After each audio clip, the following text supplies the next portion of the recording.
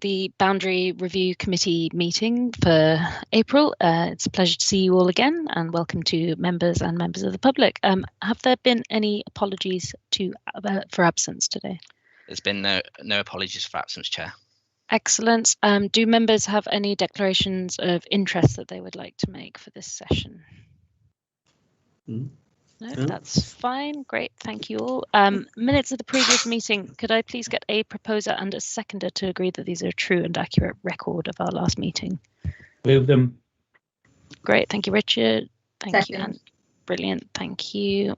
And right, now we move to the Borough Electoral Review. I would be grateful if we could listen to Anthea to introduce the context of this presentation first, and then we'll hear from Phil.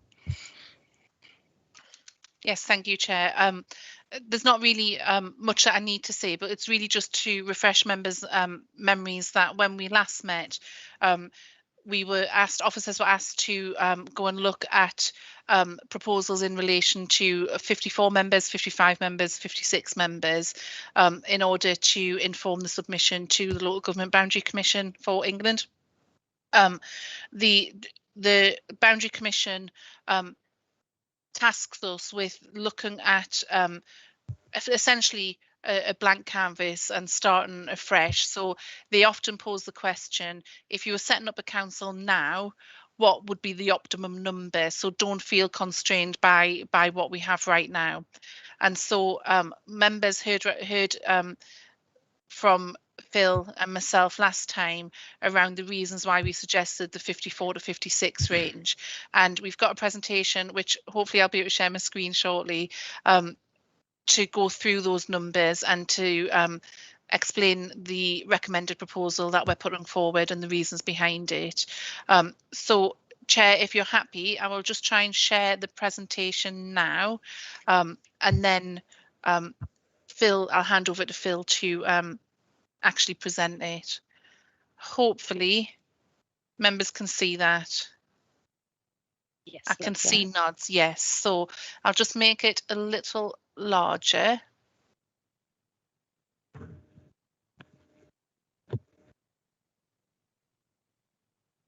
Still see it? Yep. Yep. Yep.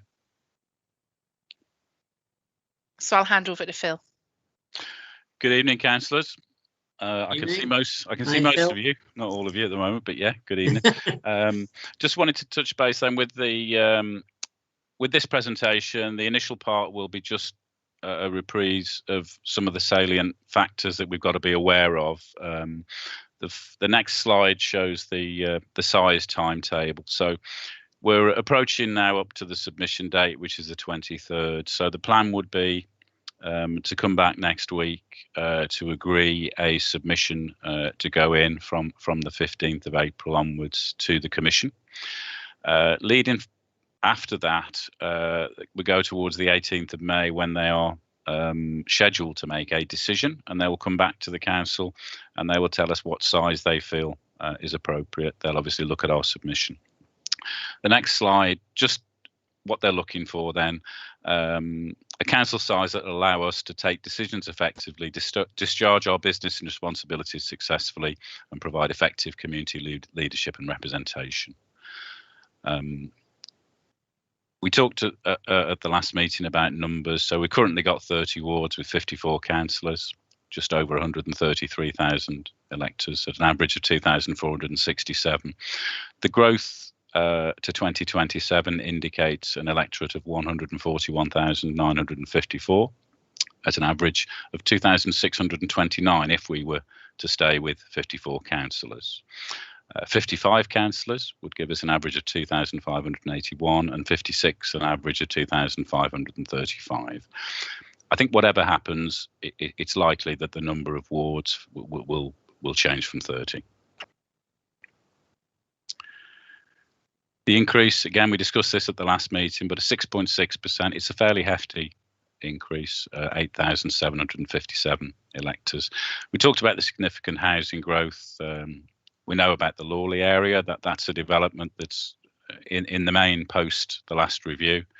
Currently, the Horsey and Lightmoor, Ketley and Overdale and Rockwoodine wards are housing a number of that development, and that partly led to the council requesting the review to try and address those issues. Priorslee has also got significant housing growth forecast in their area. There are some areas, obviously, on the other side of the coin where growth is restricted or minimal, but overall the picture is one of quite significant growth. We've got new communities coming on board and existing communities that are actually growing larger as we go forward. So their rulings or their factors that they want us to look at: the political management arrangements, regulatory scrutiny, and obviously partnership arrangements. Ensuring communities retain their identity is crucial, and the councillors can carry out their representation role and ward work. So at the 18th of March meeting, we agreed 54, 55 and 56 to consider at this meeting. There's the breakdown of the figures that I discussed earlier. They don't look a great deal when you look at the individual electorate stats, but when you balance that out across the whole borough, it does make a difference. And what I think we need to remember is that the growth will continue past 2027. Option 1 will be no change. So that's the if it's not broke, don't fix it. Well, cabinet scrutiny, regulatory and partnerships, they currently work effectively, I believe, with 54 councillors. So I don't think there's any discussion that wouldn't be the case. Where there is an issue would be providing representation for all the communities, including the areas we've identified with substantial growth coming forward. Because if we were to retain 54 councillors, then obviously that 54 to take in that growth would mean that there would have to be some form of reduction in representation in some of the existing communities, potentially a loss of community identity. We can't fit a quart into a pint pot, essentially. So we're bringing on those new developments, giving an identity, giving representation, but retaining 54 councillors at the ratios, then something would have to give. So that ratio increases to 2,629. Remembering that after 2027, we're not expecting the growth to stop. It would continue, and we need to look a little bit further down the road on that. We believe that those numbers would not be helpful. 55 is a halfway house, if you like. The functions for cabinet scrutiny, regulatory, etc., there's no reason to believe they wouldn't be able to function effectively. Increasing size by 1 isn't likely to fully accommodate the areas of growth that we've identified. I mean, if we look at, for instance, Horsey and Lightmoor, Ketley and Overdale, in terms of the numbers that are over, so we would still have an issue. And for example, Lawley's got nearly 6,000 projected electors, so we've got to try and fit that into a scenario of 55 seats. That's a ratio of 2,581. We don't believe that's going to fully provide the representation for those areas, the areas that have sprung up since the last review and developed into quite substantial communities. And there's a risk of a reduction in representation, loss of identity. 56 of the 3 options, looking at the numbers and the ratios, obviously the scrutiny, regulatory and cabinet functions would work effectively with those numbers. We believe this provides the most fluidity to provide representation for those growth areas, more scope to retain the representation and identity of our existing communities. The further we go down towards 54, there will have to be some give in some of those existing communities. And what we don't want to do, ideally, is divide communities, start throwing them together, etc., in terms of numbers. So 56 will represent an electoral ratio of 2535, similar to what we've got currently. And on that basis, that should allow councillors to be able to represent and engage with their communities effectively. We believe that electronic communication, for instance, has probably increased councillors' workloads quite a lot, and we'll come on to a survey shortly for you to look at. Reminder of the expected range. So I spoke to the Boundary Commission, play their cards close to their chest, obviously, but they're saying that's your range. It's between 50 and 60 for your SIPFA group. We're not going to give you a number, obviously, but as you can see, the median of that range is 55.5, ties relatively closely to what we're suggesting. the proposal. There isn't a perfect scenario because whatever one we go with, it will require changes and exchanges of electors at the warding stage, that's the next stage, to equalise representation. 56 is a better fit, we think, to preserve the existing identities of communities and to provide a manageable councillor to election ratio. It future-proofs us a little bit more, allows us more flexibility for continuing growth in the area. We don't believe that growth is going to stop in 2027. And the Commission will look for those famous well-reasoned proposals which clearly demonstrate the individual characteristics and the needs of each area and its communities. What we're looking for is that representation for those distinct communities. They're not all very large communities, they vary in size. Effective councillor representation and engagement going forward, again looking further down the road. Those community identities which we believe are probably the bedrock of the democracy that yourselves are elected for. Future-proofing after 2027, electoral equality across the board as close as they can get it, and that's what they'll do at the warding stage. And an interesting point then, so since 1998, then the population and the elector numbers have gone up, I think, around 19%, quite an increase, and they'll continue to increase, but the councillor numbers have remained unchanged since we became a unitary council. Recommendations for tonight then. We would recommend that the committee instructs officers to provide a draft submission on the approved template to the Boundary Commission to come back to the next meeting for approval, proposing a council size of 56. That the committee agree the circulation of a questionnaire, which Anthea will take us through shortly, to collect some supporting information for that submission. That will be quite crucial, I think. And that the committee approve the list of consultation groups previously circulated, I think, by Joe. And those groups would be then, their details would be forwarded to the Boundary Commission as part of the consultation process. Next step, circulate the questionnaire early next week, subject to your approval, councillors, tonight, looking at workloads, time spent on activities, councillors' roles. We will then prepare you a submission which will be on their template, which will delve into all the details of Telford and Wrekin, the approach, the unique characteristics, our rationale for 56, and then the Boundary Commission make their decision around the 18th of May. And they will then inform us of that decision. We'll come on to the next stage of warding arrangements.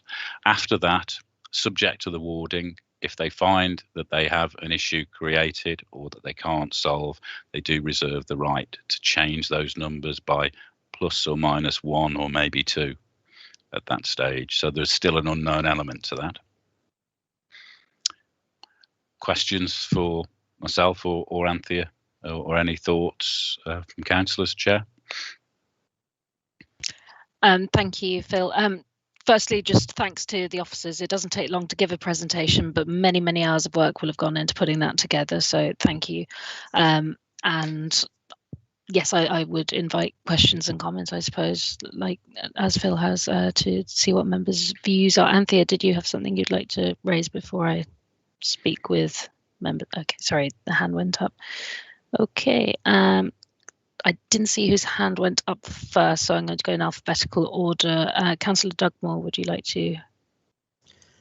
All right, thank you, Chair. Yeah, I mean, the first question that springs to mind, if 56 is going to lead to a similar number of electors per councillor, I thought we were low on the average for. I thought we were currently quite low with comparative authorities. So therefore, we're still going to be low, aren't we, as far as the electors per councillor goes?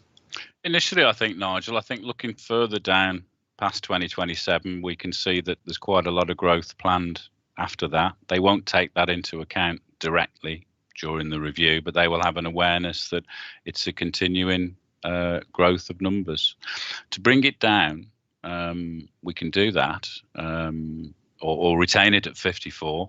I don't know that we're perhaps in the lower quartile at the moment, but if you look at the median range for similar authorities to us, 56, 55.5 sits broadly in the middle.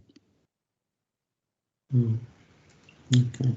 I can look into that a bit further for you. Yeah. I think I seem to remember. I mean, I haven't got the papers in front of me, but when the Boundary Commission did their presentation, they were telling us that we were below the average for our comparative authorities. But as I say, I haven't got the exact figures in front of me, so I can't.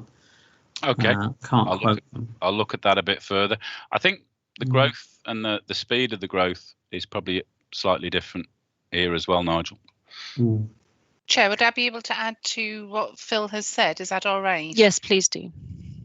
I think Councillor Dugmore, you're right. The boundary from memory, and again, I would have to check the papers, but the Boundary Commission did say we were on the lower side of the range that they would expect. So not that we were disproportionately low, but on the lower side of the range. But they've made it really clear that when we make these submissions, they don't expect it to work just for 2027. They expect us to be able to future-proof up to 10 or even 15 years forward. That they made it clear they don't expect to be coming back to us at any time shortly after 2027, certainly not in the first 5 years. And so although at the moment on the 2027 we're in the middle, we would just be slightly above the median in terms of numbers, it does give us that space to have that future proofing so that they don't have to come back in 5 years' time. And that's something that the Boundary Commission have made clear in my discussions with them that they would be comfortable with. Thank you, Anthea. Councillor Overton. Yeah, thanks, Chair. As you know, I was supporting sticking to 54. Based on the fact that it has been working well, but the growth factor worries me, and the fact that what we're being told is that we would be sort of making cheese sandwiches from bacon by the sounds of it if we keep, we'll be moving like communities that are well identified and having to join them with other places that aren't identified to, or taking part of their community away from what they're identified to if we stick with 54.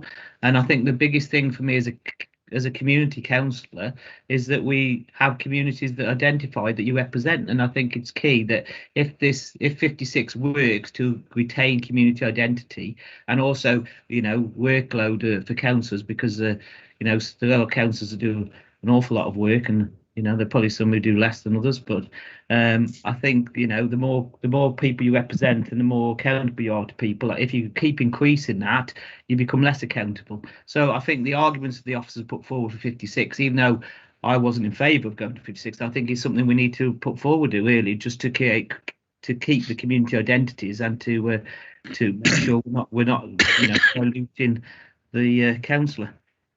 Thank you. Councillor McClements. Thank you, Chair, and also thank you, Phil, for the presentation. I thought it was really good. And like Councillor Overton said, I thought 54 councillors and sticking with the status quo, it seemed to work. But we have got to look at that growth, haven't we? We do have to look at that growth, and community identity, I just think, is really crucial.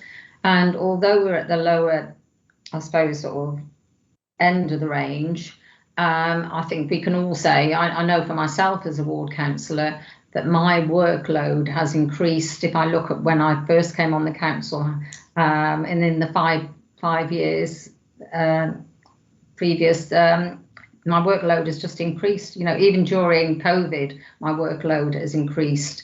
People do know how to contact you now. It isn't just necessarily by email. We should recognise that. It's by Facebook. I've been doing a lot of casework via Twitter, that if you've got a Twitter account, so there's so much done via social media as well, as a means of communication. So shouldn't underestimate that. And with that growth going forward, going on after 2027, I think we have got to go for 56. Based on, we have to look at the facts, don't we? And those are the facts. So I would support the recommendation of 56. And thank you, Chair. Thank you. Yes, I think those are good points, well made. And coming from a ward which predates the idea of Telford at all, I think Councillor Greenaway will appreciate this too. That sense of community would be vastly changed if you start tacking things onto others. Councillor Greenaway, would you like to? Yep, got a turn. Yes, thanks, Chair. Yeah, I'm going to throw a spanner in the works a bit, because it seems like this is a bit of a chicken and egg situation. What comes first? The community identity, which for me is so important. And like you said, it might mean some of the probably, I suppose, more restricted areas that haven't grown or probably won't see a great deal of growth, probably some of the older areas that won't have that growth. Taking up to take their numbers in line with perhaps the larger new communities is a difficult one, and that, fair enough, that's the next stage, but it's difficult at this stage to decide on a number because we really don't know what that's like. I mean, at that point, is that when they can decide up or down dependent upon how they're looking at the wards, or is it just set and say, well, it's just a bit like throwing a few marbles onto the road and letting them spread. It's a difficult one when you know you're particularly the councillors that represent these areas know your communities and think, how on earth could they be split, moved? It's a difficult one, and it's just knowing, okay, we've got to pick a number, and that's not set in stone, obviously, because there's a decision to be made by the Boundary Commission, but it's very, very difficult to wonder how this is going to all pan out. I don't know whether Anthea or Phil's got anything to say about that. Would officers like to simplicity, you know, am I looking at it too simply? Thank you, Councillor Greenaway. Would officers like to come back to Councillor Greenaway on those points? Yes, please, Chair. I think you're quite right, Councillor Greenaway. It does seem almost like an impossible task to say what number do we think it should be, but that's the process. That's what the Boundary Commission expect us to do. You took the words out of my mouth to an extent in that this isn't our decision, it's the Boundary Commission's decision. So you as members aren't making the decision, you're deciding what the submission should be with a rationale to support it. They might look at that and think, well, this is ridiculous. It needs to stay as it is. It needs to be lower than it is. It needs to be higher than it is. But they will take our submission into account when they make that decision. In terms of when it comes to the next stage and the warding arrangements, like Phil said in the presentation, the Boundary Commission does reserve the right to make small changes to those numbers. So if when it came to the warding arrangements and it looked like there was a ward where either the community would be ripped apart or it would be made into something that it's not, or there was going to be a really disproportionate figure in one area to another, then they can add a number, take a number, a couple as they see fit in order to make it work. And that will be very much based on the representations that they receive at the second stage. And that's where the final item of tonight's agenda comes in, and that's around the consultation with the stakeholder groups. And when in my discussions with them, and I'm sure Phil will back me up on this with his discussions, the Boundary Commission have majored on the fact that the community groups are crucial in understanding that community identity, which will then allow them to make the final recommendations. But I understand when you look at it on paper, you're just moving numbers around, aren't you? And that's difficult to outside of the context. And that's why the Boundary Commission emphasise time and again, you need to look at this as if it's a brand new setting up of a council. So for the number of electorate, how many do you need to service and represent and engage with your communities? And then we'll look at the community arrangements afterwards with the warden and the boundaries. And that's the reason they do it, to make it slightly easier. I think that's more reassuring, actually, because there's that option to do that at a later stage if they do find that, because you know, there's a distinct possibility that may happen, particularly with some of the larger new communities. So thanks for that anyway. Thank you. Thank you. I'm glad that clears things up. Councillor Holt. Yes, thank you, Chair. Thank you to Phil for that presentation. That was actually quite enlightening. And Anthea, that did clear up a lot of queries as well for me, just a little bit there.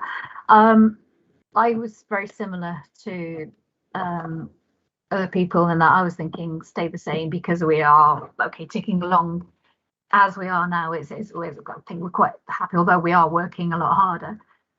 But I have in mind that we've got a lot more estates being planned, certainly over towards the Stafford Way on the Priorsley side.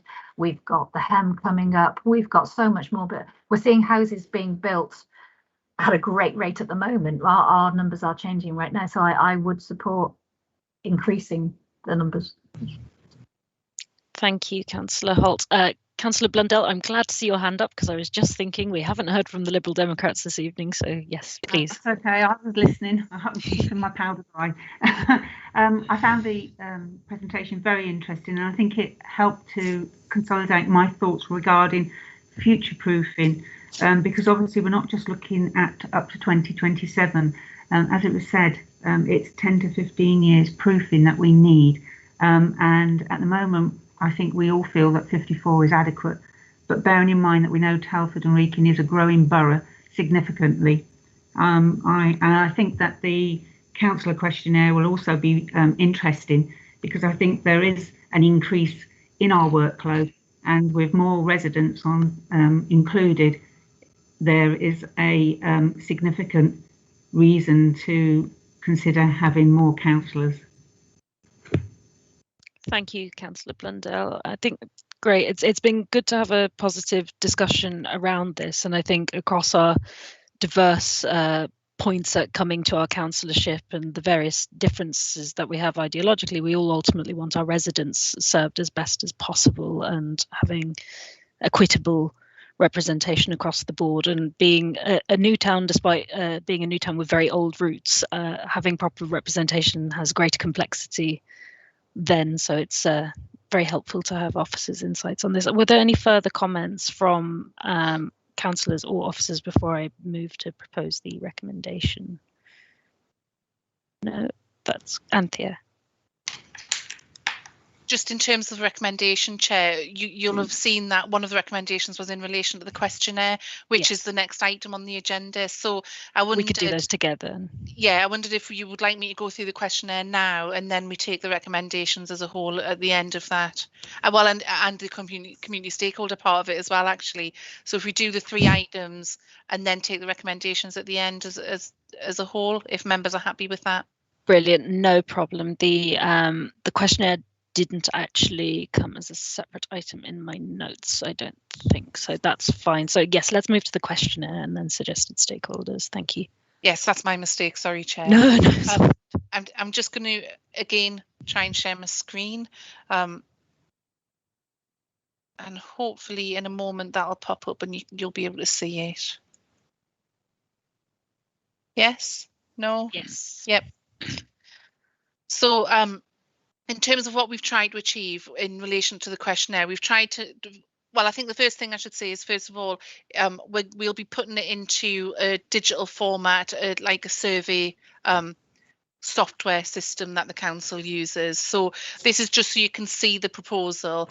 We do have a small number of members who don't use digital equipment, so we'll arrange for a hard copy to be sent out to them so that they can have the opportunity to complete it. So what we've tried to do is take a broad brush approach to trying to assess member workload, and but making it an easy to complete questionnaire at the same time. So there are tick boxes or drop down boxes, options to select, but there's also an option for free text throughout the questionnaire if members wanted to add some more information, but there's no obligation on them to do so. So we try and make it as light touch as possible, but give an option to expand if desired. So the first section is really around member profile. and it's basically background, how long have you been a counsellor, and as well as being a counsellor, what's your occupation status. The reason for asking question 2 is that there is a desire to get councils to be more representative of the population that they are in, and to move, and I don't think this is necessarily an issue in Telford and Wrekin, but to move away from that stereotypical retired councillor who has all the time in the world to do whatever the council caseload looks like, and to try and really encourage people who may have other commitments to get engaged in democracy. And so if the response to this is largely retired or unemployed, then it might indicate that the workload is such that it's deterring people who have other commitments because they don't feel they have enough time to have the commitment to the council. So that's why that's in there. We've then added a question around the role within the council, so cabinet scrutiny, chairs or other. So others would be committee members really. And the reason for that is because the answers to the next questions will probably differ depending upon the roles that members fulfil within the council. Moving on to the next page, and that's a free, although it doesn't look like it, that's a free text box to fill in other.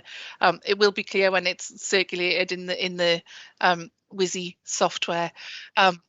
So the second section is around outside bodies. So members will know, but not all members of the public will be aware that as well as your role as a councillor, quite often you're a member with outside bodies, and that clearly impacts on caseload and workload for members.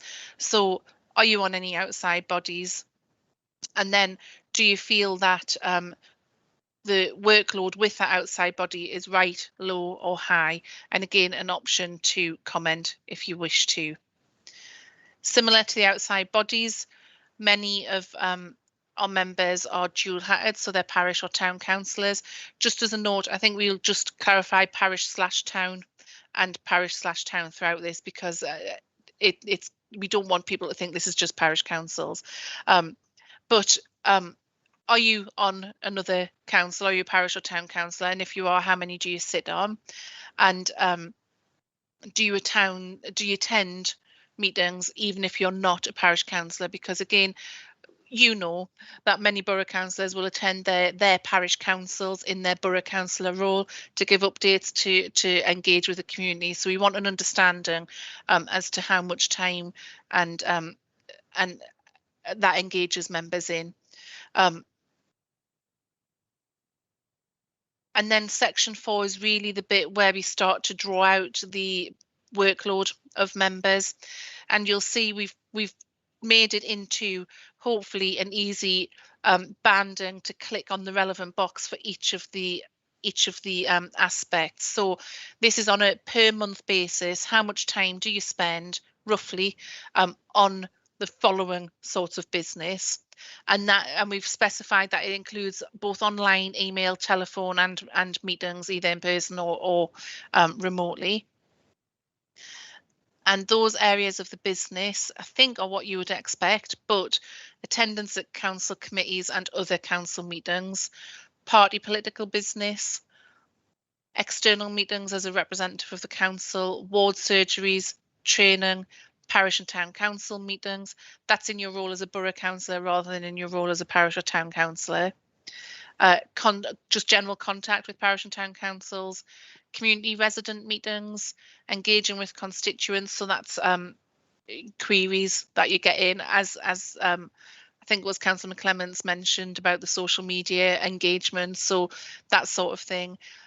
Casework, planning applications, policy development and research,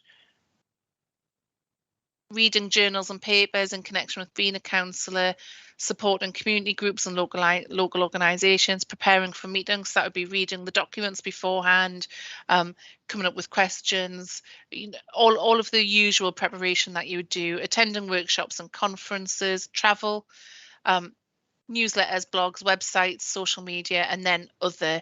And if you select other, then there's a box where you can fill in what that other might be. Question 10, just a fairly easy, how many cases do you deal with on average per month? And then question 11, I think, might generate different responses dependent upon whether members are newly elected or long-standing and have been re-elected. Because I guess when you stand again for a new term, you've probably got a better idea of what the time spent on council business entails compared to when you're newly elected. But is it what you expected when you became a councillor? And then question 12 is, what aspects of your duties have increased the most and why do you think that is? And then this question 13, these are the factors that the Local Government Boundary Commission for England look at when they're assessing council size. Strategic leadership, which is largely cabinet. Accountability, so that's your scrutiny and regulatory meetings, your planning, licensing and any external partnerships, and then community leadership. So again, we've asked percentage of time, how much do you spend on these items? And I guess that'll depend on your role, because strategic leadership, you would expect cabinet members to answer that quite highly, whereas scrutiny members wouldn't. On the flip side, cabinet members wouldn't say that they spend much time on the scrutiny because they're not allowed to be part of scrutiny committees. So I think that'll capture the wider membership. Then a section on communication. So what sorts of communication do you use when engaging with constituents? And I would be surprised if most members didn't tick all of those, to be honest. Other, I guess, is it's if there's anything else that's ever occurred to you, then you can add other. And then what are your 3 preferred methods of communication?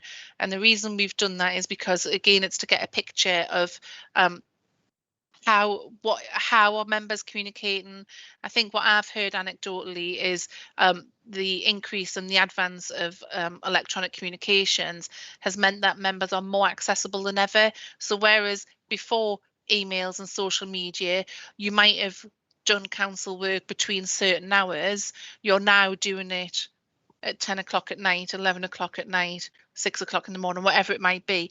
Now, some might say that's an advantage because you can fit it in with your other commitments easier. But equally, it does mean, and also it does mean you're more accessible.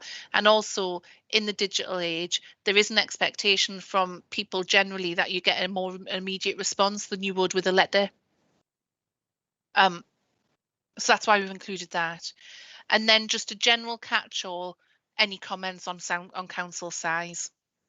And when Phil and I were discussing it before the meeting, we thought that it might be worth just adding one extra question in there, which was something around wording to the effect of, it's anticipated that by 2027 the population of the borough will have increased by X number. What do you anticipate the impact on your workload to be if that were to occur? Some words to that effect. But we could tidy that up. And then that's the end of the questionnaire. So although it's taken me a while to talk through, I think when you're going through it and completing it, it shouldn't take a huge amount of time for members, when I know you're all very busy at the moment. So Chair, if it's okay, I'll stop sharing my screen unless members want it left up to clarify anything for any questions. I think that should be fine. I will take Councillor McClements first, if that's okay. That's fine, Anthea, thank you. You're on mute, Councillor McClements, sorry. Apologies. Yeah, thank you, Anthea. It was good questionnaire, covered lots of things. Just a couple of issues. On where it says the outside bodies, when we're sending that out to councillors, they may assume that that's the outside bodies from the council. I don't know, just looking at it, and for instance, I'm chair of Alston Residents Group, chair of Alston Memories, the trustee of Alston Community Centre. Some councillors may think, oh, outside bodies, it's the outside bodies from the council. So I just wondered if that could be clarified with the councillors so they understand completely what that means, because. So the question's been worded, have you been appointed by the council to represent it on any outside bodies or partnerships? And then can you list those organisations? Yeah. we could add a line in, I suppose, to say this is bodies that you've been appointed to in connection with your role as a councillor. So that yeah, I just think, but is there anything in there then? Because we're talking about our role as a councillor, that actually within our own communities, if I look at my, the organisations that I'm involved in my community, like I've just said, chair of Alston Residents, I'm chair of the Alston Memories and a trustee of the community centre. That is all part of my role as a councillor and being involved in the community. So I think that's really important to sort of be fed in, because I know a load of councillors are probably doing similar things as myself, on various bodies within their own ward, that actually impacts on our workload. We do have in the council business workload section, with the long list of duties and the hours, there is attendance. I'm just looking for it. Community resident meetings. There is the option for other. But if members feel that you wanted to draw that out in more detail, we could add an extra question. I'm just mindful we need to keep it quite impactful at the same time. But clearly, this is for members to decide what they think is best. So if you wanted a question in on that, then we could include it. I don't know. I'm up to you. If it's in there, sorry, I didn't quite pick that up as we went through. If it's in there, that's fine. We could put in that section on the business workload brackets. This would include things such as, to make it clearer. Yeah, I think so. It just picks up that workload, that other workload that we're involved with as a councillor. And I suppose the other thing was, obviously we've been through sort of COVID this past 12 months. So when you're completing that questionnaire, we have to look at it as what we do. For instance, I used to hold regular surgeries at the community centre. Those haven't taken place this past 12 months. So we just have to make sure the councillors, when they fill that in, this is what I would normally do, So coming out of lockdown, I will go back to my regular surgery. So I'm just sort of conscious that councillors, when they fill it in, have to that has to be reflected, that what they do normally outside of that sort of year that we've had with the pandemic.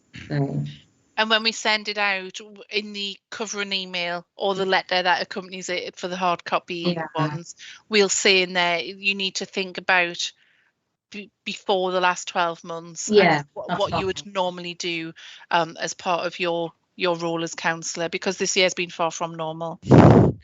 Yeah, it has. Thank you, Anthea. Appreciate that. Thank you. Councillor Blundell, please. Thank you, Chair. I was going to raise the COVID point as well, but Angela's done a very good job on that, so thank you very much. The other point was question 10. We have the numbers, if I can remember rightly, 1 to 5, etc. But then we stop at 20. Now, I know from my own inbox that I get many more than 20. So could we have an additional box to sort of maybe go up to 50, something like that? Yeah, we can add an extra couple and then maybe expand the groups a little bit as well. And then we could add a free text box if members wanted to. If we stopped at 50 and some members say, well, actually we've got 300. Yeah. If we have a free text box, then we can. Especially if you've got a particular issue on at the time, a planning issue or something, you can be dealing with many issues from different residents. But I thought if we only did 20, then we wouldn't really be getting a clear picture of how much work we actually have to do. Yeah, that's fine. Great. Do we have any further questions from members, or can we proceed? That's fine. Thank you. Thank you, everybody. Great. So I suggest we move on to suggested stakeholders, and you will have all received copies of these. I ask that we please keep any sensitive data from these lists away from this meeting so that we can discuss openly. Thank you. Anthea, did you want to open up on? Yes, thank you, Chair. So as the Chair's just said, hopefully you've all received your list, and I did see some nods. I'm not sharing the screen because there are some personal contact details on that list. But this is the proposed list that we're intending to send to the Boundary Commission with the submission of stakeholder groups. And so it's been broken down into a few categories. So, for example, community groups, and then we've got volunteers, and then we've got a couple of email groups where we haven't been able to chunk it into categories, if you like, but we know, for example, we have an email group of around 20,000 users, which might be volunteers, it might be community people, it might be it's people who've signed up to say they want you know, to keep up to date with latest news. So that's a general catch-all group. And this is very much an opportunity for members to shape that list, because quite clearly officers don't know your wards as well as we do. We don't know all of the smaller groups that might be in existence. The Boundary Commission has made it clear that they really want to hear from those small groups, particularly on community identity. In some sense, the smaller the better, because they can tell a really good story around why the community matters to them, what it is that holds them together, and so it's an open invitation to members before we do our submission by the 23rd of April to give us others that you might want to see on the list or you think might be interested in the review that's ongoing. Thank you. Councillor Dugmore. Yeah, thank you, Chair. Yeah, I mean, I've just got a bit of a concern because it's rather a tight time schedule for these, and perhaps we should have been consulting with them a bit sooner. I mean, I agree with town and parish councils, you know, obviously, because, you know, they are major representatives of their communities.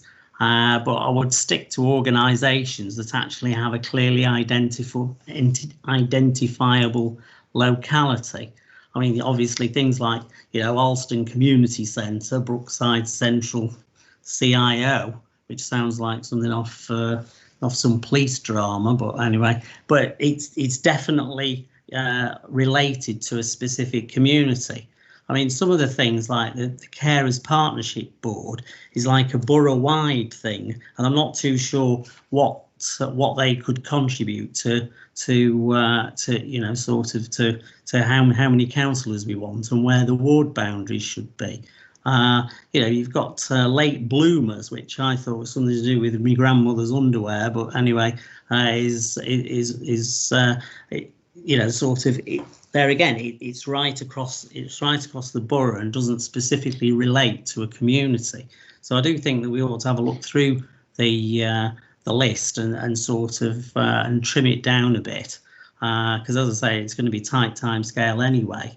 And I do think it'd be a good idea if perhaps Anthony could send a message out to all members requesting if there are any suggestions and groups that the council might not be aware of, and residents groups, and send in the contact details.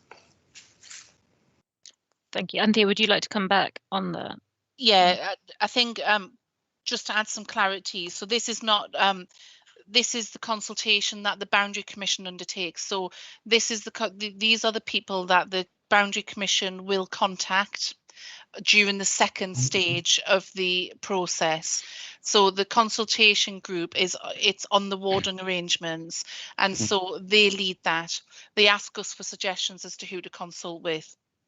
In terms of it being a quick turnaround, they are open to suggestions throughout the entire second stage. So if we presented them with this list and any others that people might want to add, and then a small one, an allotment society in an area or something like that comes to light, they will then get in touch with them and ask if they've got any comments. I think in terms of perfectly happy to send an email to all members. It's not even necessary for them to provide the contact details, because the Boundary Commission will do that work if they need to. They ask us to help them if we can, but if we don't have them, it doesn't exclude us from including it on the list to send to the Boundary Commission. I take your point, Councillor Dugmore, on those groups that might be borough-wide. The only thing I would say is some of the people in those groups, well, most of those people in those groups who run them or who have contact with people will come from a community. And so part of the reason for including those is not because that group might have views, but it might. But also it's another way of reaching out to people who might not otherwise hear about the review, and they might want to make a submission around the community identity and the warding arrangements. So that's the prime reason for including those borough-wide organisations, to get the word out as much as possible. Okay, thank you. I'd also say that this is, a good opportunity for us both as individual councillors, where we have a duty to our residents to make sure that our ward is best represented by feeding into this process, and also to group leaders and members of this committee, where it would be great if you could share with your colleagues and really impress upon them the importance of contributing these community organisations from their ward towards the stakeholders list, because we all know that there can be variability sometimes with people responding to such things. So there's an opportunity there for all of us to work with our colleagues to make sure that they get involved. Thank you. Do we have any further questions on the matter of stakeholders? No? Okay, thank you. Right, I think that brings us to the end of the 3 points, Anthea, unless I've missed something. So do you think we could summarise so that we can move the recommendation again, if that's all right? I was proposing to share the recommendation slide again, Chair, so members know what they're talking to. Is that okay? Yes, please. Just bear with me a second. Thank you. Hopefully that'll pop up in a moment. Yes? No? Brilliant. Yep, that's there.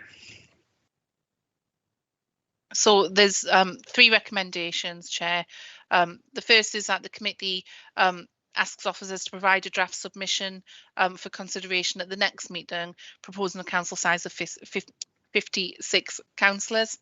The second one is that you agree the circulation of the questionnaire to collect supporting information, subject to those couple of amendments that we've discussed at the meeting tonight, and that you approve the list of consultation groups previously circulated for submission to the Commission. What I would add to that is if members are happy with that list to go, we can still add to it if members if we get any more information, and we will do that exercise to ask for that.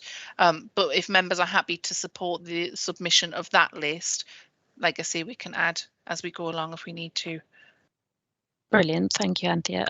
Can we then take this recommendation with a show of hands vote? Chair, would need to be moved and seconded first. Yes, no problem. Could I get a mover and seconder, I'll please? move it, Chair, please, 56, yeah. Thank you, Councillor Overton. Do I have a seconder? Is that to second Councillor Blundell? Or do you have a question? Yes, it is. Yes, brilliant. Thank you. That's great. Right, can we move to a show of hands with that, please? Thank you.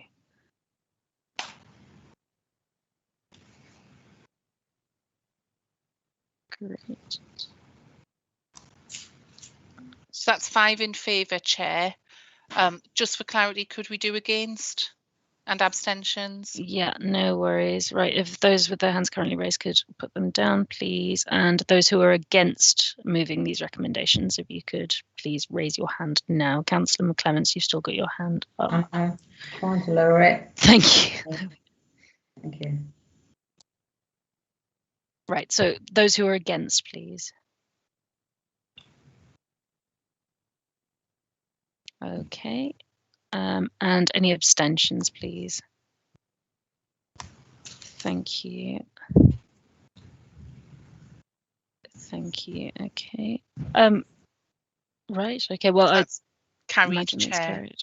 Yeah, 5 for, none against, and 2 abstentions. Okay. Great. Thank you, members. Councillor Dugmore, do you want to speak to your abstention or? Well, the thing is that just looking at the figures, I mean, I haven't got my calculator with me.